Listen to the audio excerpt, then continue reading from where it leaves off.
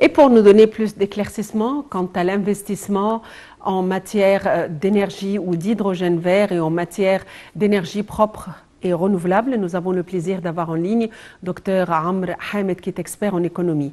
Dr Amr Hamed, bonsoir et bienvenue avec nous. Bonsoir.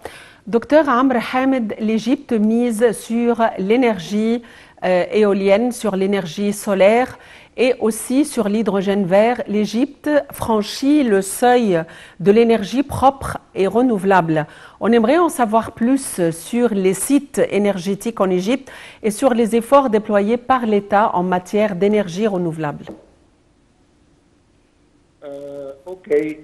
Pendant les 15 années passées, l'Égypte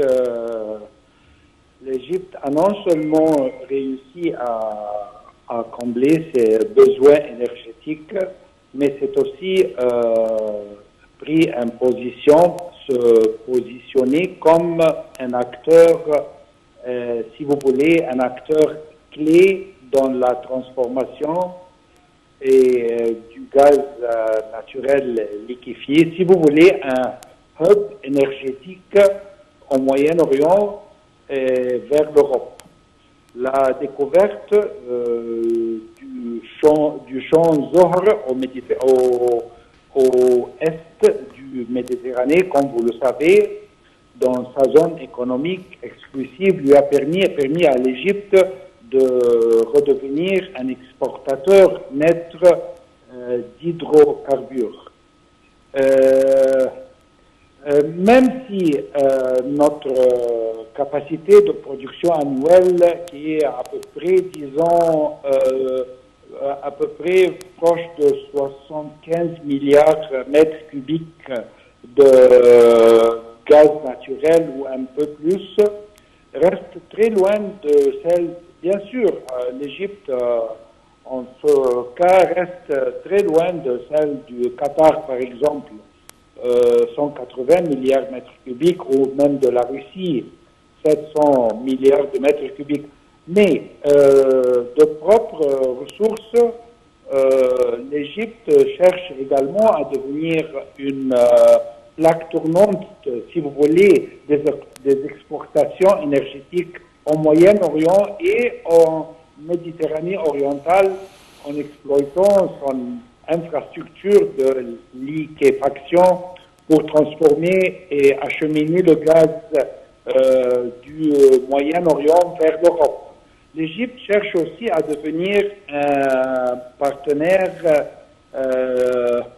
disons, partenaire un peu privilégié de l'Union européenne dans la production d'énergie renouvelable et spécialement que, comme vous le savez, le gouvernement égyptien a déjà signé plusieurs protocoles de coopération avec l'Europe et le Golfe aussi pour produire l'hydrogène vert et bleu aussi. Mm-hmm.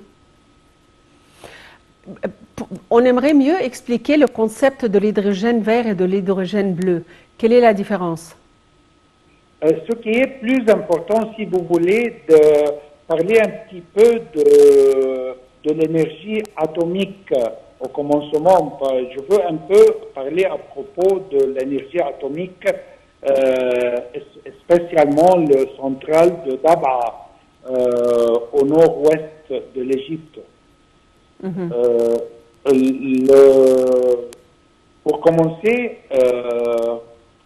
l'Égypte a engagé un vaste plan de construction de capacités de production d'électricité supplémentaire pour faire face à une demande qui augmente tout le temps, augmente nationale bien sûr. Alors, c'est pour cela que c'était très important de développer des énergies renouvelables et nucléaires en Égypte. Mais avant de parler à propos de Daba, on doit peut-être dire que le mix électrique de l'Égypte s'appuie principalement sur les combustibles fossiles, plus que 90%. Le gaz naturel à peu près 75% et le pétrole plus que 16%. Alors, les deux ensembles, les combustibles fossiles, représentent plus que, disons, à peu près 91% du total. Malgré que l'énergie renouvelable représente seulement moins que 9%. L'Égypte est aussi exportatrice d'électricité grâce notamment à les connexions avec l'Arabie saoudite et la Jordanie. Mais de point de vue le développement du nucléaire, l'Égypte, c'était très important pour l'Égypte d'assurer un approvisionnement en électricité qui réponde à cette forte croissance socio-économique. Alors c'était très important de réduire la dépendance, notre dépendance aux énergies fossiles et spécialement avec les émissions de CO2, le dioxyde de carbone. Alors on souhaite accroître des capacités de production d'électricité par la création de parcs éoliens et solaires et bien sûr par le recours à l'énergie nucléaire.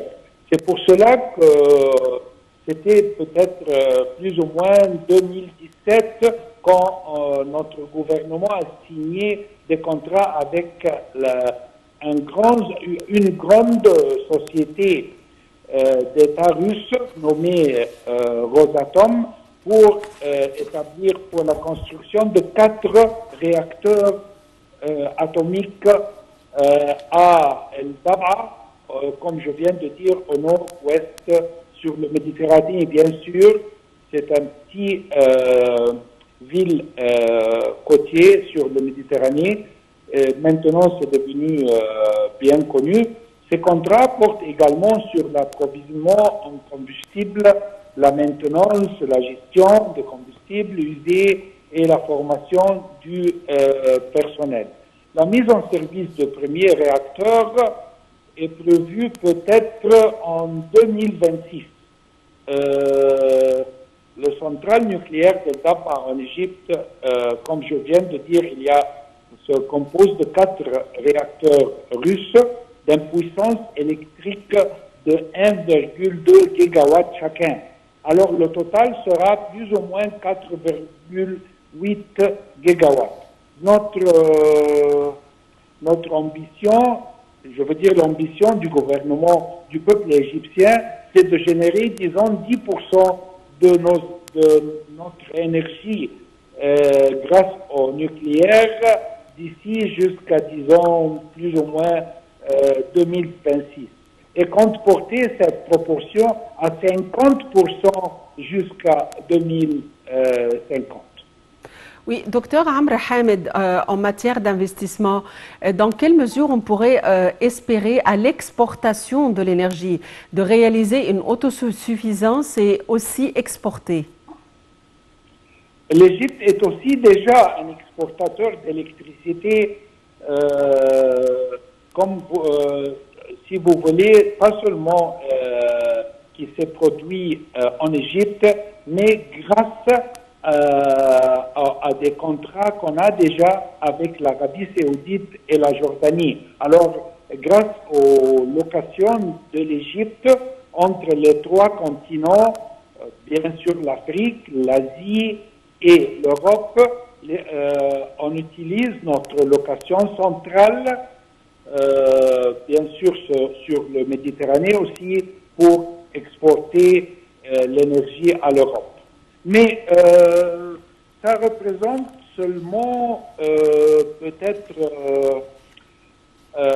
moins que 5% de notre total de production énergétique. Pourquoi? Parce que l'Égypte, c'est un grand pays avec une population de plus que 100 millions d'habitants. Alors, notre consommation interne, nationale, est vraiment vaste, très grande. Oui, docteur Amr Hamed, vous êtes expert en économie. Je vous remercie infiniment pour votre intervention.